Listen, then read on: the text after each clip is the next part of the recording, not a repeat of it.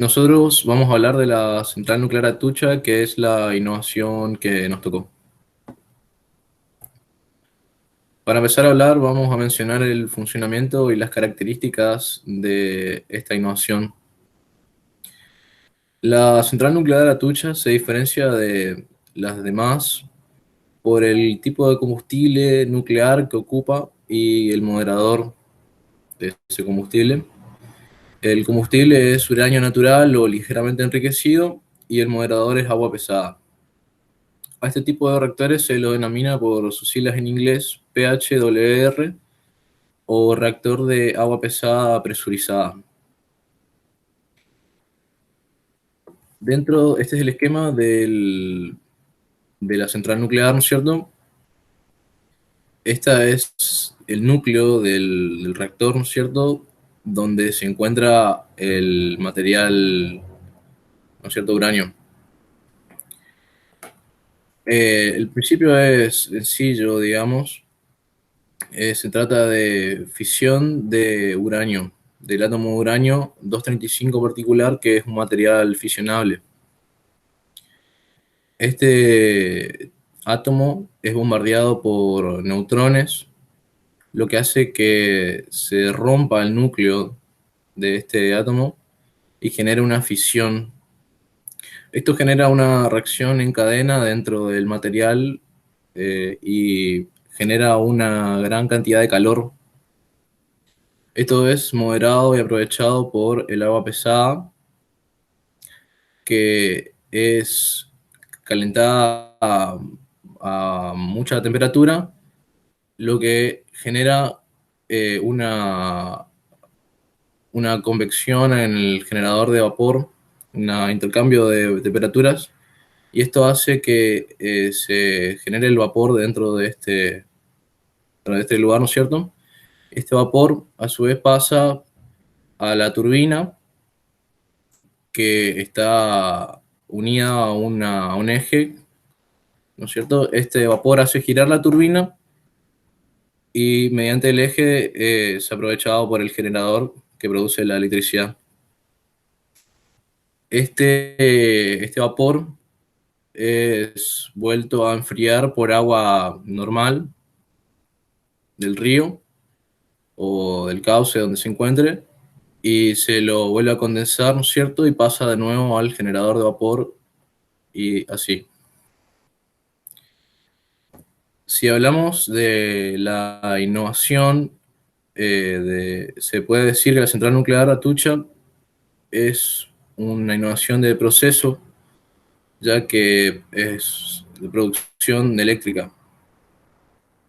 Y es una innovación incremental, ya que es una variación de las primeras versiones o primeros métodos que ocupan como combustible uranio enriquecido y como moderador agua natural. Y la central nuclear Atucha ocupa, ya como dijimos, uranio común o ligeramente enriquecido y agua pesada. Si hablamos de en qué etapa de la revolución industrial podemos situar esta innovación, podríamos decir que la energía eléctrica es la causa de la segunda etapa o la segunda revolución industrial, ¿no? Pero como estos modelos son modelos de generación de energía atómicas, ya que se descubrieron principios de la guerra, se empezaron a utilizar o poner en práctica después de la Segunda Guerra. Eh, Se pensaba en ese momento que este tipo de generación de electricidad podría ser el futuro de los combustibles y hasta llegar a suplantar a los combustibles fósiles como era el petróleo o el carbón. Eh, Esto se pensaba era una solución a la gran demanda de la energía que se estaba necesitando, ¿no es cierto?, en los países más afectados por la guerra, ya que empezaron a reconstruir sus ciudades y empezaron a mover la economía y sus industrias, ¿no es cierto? Lo que genera obviamente más demanda eléctrica. Bueno, sabiendo el funcionamiento del reactor nuclear y de la central nuclear, como vimos antes, ahora nos interesa saber qué tipo de conocimiento de la ciencia básica fueron los que lograron hacer toda esta central. Todo empieza en 1938, cuando un grupo de científicos del Kaiser Wilhelm Institute de Berlín, que estaba conformado por Lisa Meitner, Otto Frisch, Otto Hahn y Fritz Strassmann, descubrieron que si la fisión nuclear con el uranio, que es que si un átomo de uranio recibe un neutrón, este se hace inestable, se divide y libera energía, y además con él libera neutrones. Todo, bueno, para que este proceso haga mucha energía, o sea, mucho calor, necesitamos una reacción, muchas fisiones nucleares, es decir, una reacción en cadena de estas fisiones, que es lo que descubrieron en 1939 Leo Szilard y Enrico Fermi. O sea, estos neutrones iban a otro átomo de uranio y este largaba de nuevo, y así sucesivamente se iban haciendo muchas fisiones. Tampoco podemos dejar de lado, aunque ese tema es el central, no podemos dejar de lado todas las leyes de termodinámica que fueron utilizadas para manejar las inmensas cantidades de líquido y temperaturas en la central, que fueron descritas por Carnot en 1824, por Clausius en 1960 y por Thomson y Nernst en 1906, entre 1906 y 1912. Además, todos los fluidos que se manejan por las tuberías de la central, todas las ecuaciones fueron descubiertas por Pascal en 1647, llegando más al final del tramo está el trabajo de la turbina. Todas las ecuaciones fueron descritas por Euler en 1754, y ahora en el final, en el generador de energía, se van a tener que utilizar todas las ecuaciones descritas por Faraday en 1830. Bueno, ahora dejando un poco los conocimientos así básicos y pasando más a lo social y también un poco científico, nos vamos a centrar en el desarrollo y la financiación de esta obra. Bueno, todo empieza en 1965, cuando el gobierno le decide dar a la CENEA, que es la Comisión Nacional de Energía Atómica, para que haga un estudio de factibilidad para la creación para una central nucleoeléctrica. Bueno, este estudio demuestra que el costo de esta central es bastante competitivo con otros tipos de producción energética, entonces avanza el desarrollo. Los objetivos que tenía la CENEA para el desarrollo de esta central eran dos. Primero, que sea una contratación de tipo llave en mano, es decir, que en un tiempo determinado iban a estar todas las cosas pactadas, todo hecho según lo pactado. Y después, y la más importante, es la participación de la industria nacional en la obra. Es lo que al país y a la CENEA más le interesaba, y al gobierno, obviamente.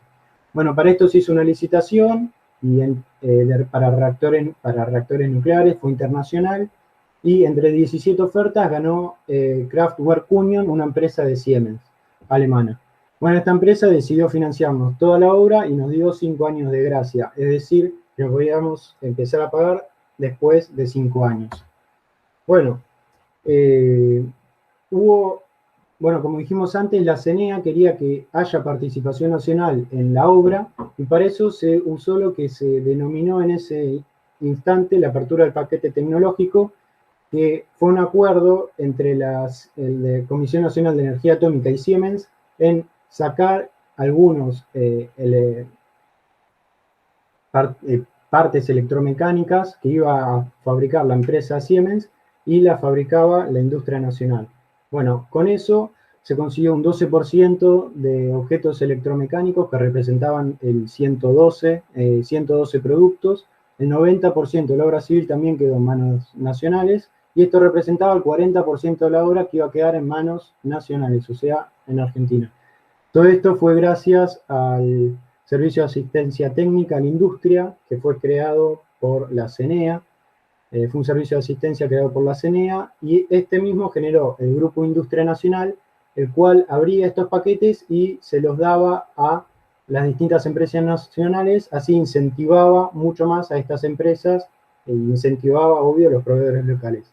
Esto es un perfecto ejemplo del triángulo de Sábato, el cual decía que tenía que haber una interrelación entre el gobierno, la estructura productiva, es decir, todas las empresas nacionales, y las instituciones científico-tecnológicas, que en este caso era la Comisión Nacional de Energía Atómica. Estas interrelaciones que se acabaron de explicar eran muy débiles en Argentina. El SATI llegó con el objetivo de cambiar esto para la industria argentina e impulsó al sector metalúrgico a transformarse en proveedor de la industria nuclear y la central nuclear Atucha 1. Con esto se soluciona el problema de obtención de materiales para la central, evitando cualquier cuello de botella.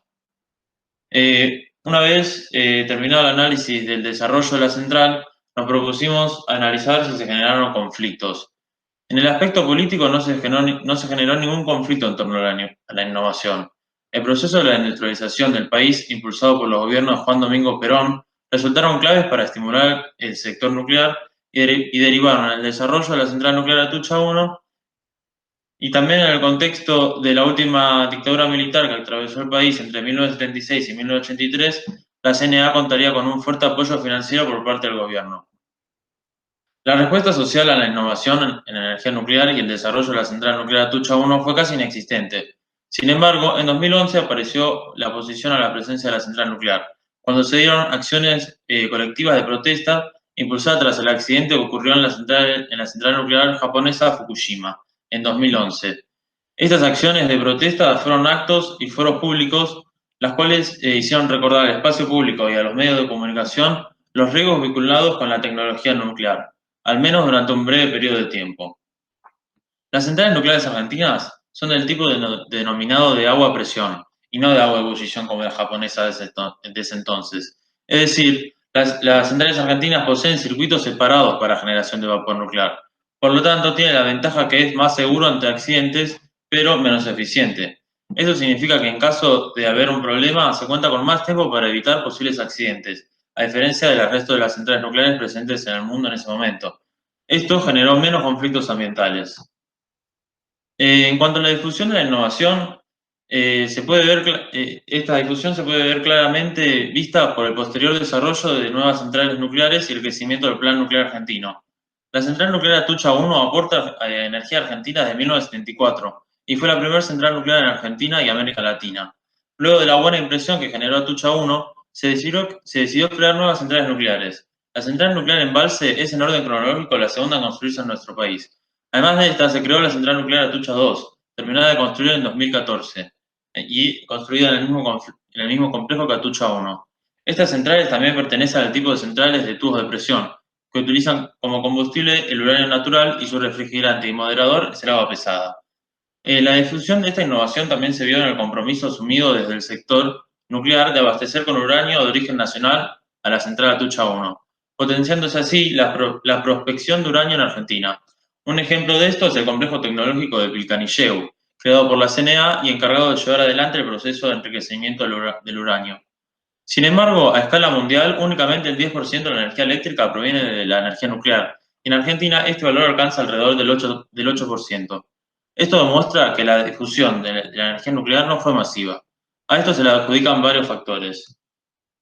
Uno de estos es el peligro que representa una posible fusión del núcleo, causada por un intenso sobrecalentamiento del reactor nuclear. Esta fusión podría diseminar significativamente materiales radiactivos y peligrosos al medio ambiente. A su vez, la exposición a altos niveles de radiación a lo largo de un largo tiempo provoca daños en las células del cuerpo, lo que podría derivar en cáncer.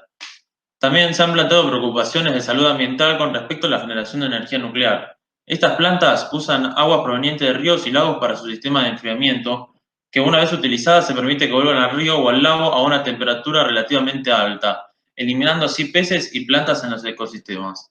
Finalmente, el recuerdo de los pasados accidentes nucleares como los de Chernobyl y Fukushima limitan el crecimiento y difusión de la energía nuclear, ya que estos accidentes arruinaron regiones vastas dejándolas inhabitables por años. Así concluimos nuestra presentación sobre la innovación que fue la construcción de la central nuclear Atucha 1.